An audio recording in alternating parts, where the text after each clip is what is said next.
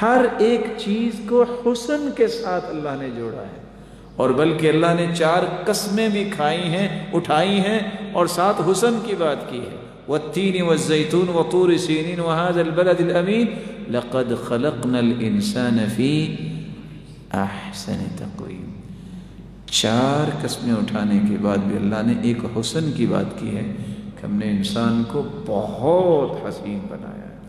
یہ الگ بات ہے کہ بعض لوگوں کو شک ہو جاتا ہے کہ میں حسین نہیں ہوں، اس لیے وہ اپنا حسن بنانے کے لیے بہت کچھ بیچارہ کرتے ہیں، بہت کچھ کیا کرتے ہیں۔ سب سے پہلے شیطان کی بات مان کے تو اللہ کے رسول کی سنت کو ضائع کرتے ہیں۔ لیکن میں سوچتا ہوں سورۃ یوسف تو گزر چکی کہ سورۃ یوسف پڑھنے والے کو تو یہ یقین ہو جانا چاہیے کہ یوسف بھی نبی تھے۔ تو وہ عورتوں نے یوسف کو دیکھتی رہ گئی اور انگلیاں کاٹ لیں، تو حسن ہوگا نا؟ کیسا حسن ہے؟ آج دنیا کی کوئی کتاب دکھائیں کسی شیو کرنے والے کو دیکھ کے کسی عورت نے اپنا ناخن بھی کاٹا ہو۔ حسن کس میں ہے؟ جو اللہ نے دیا ہے۔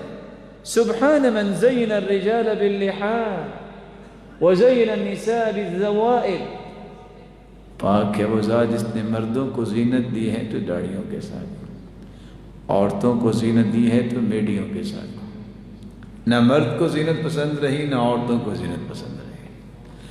اللہ تعالیٰ ہمیں اپنی فطرت کے اصولوں کی حفاظت کی توفیق عطا فرمائے۔ یہ فطرت کی ایک چیز ہے، 10 چیزیں فطرت کی، 10 من الفطرہ، ان میں ایک یہ بھی ہے اعفاء اللحیہ، داڑھی کو معاف کرنا، یہ فطرت ہے۔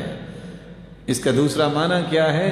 فطرت کے مطابق زندگی گزارتا ہی وہ ہے جو مونچھوں کو کٹواتا ہے اور داڑھی کو معاف کرتا ہے۔